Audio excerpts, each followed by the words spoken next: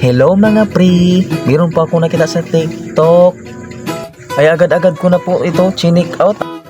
A few moments later.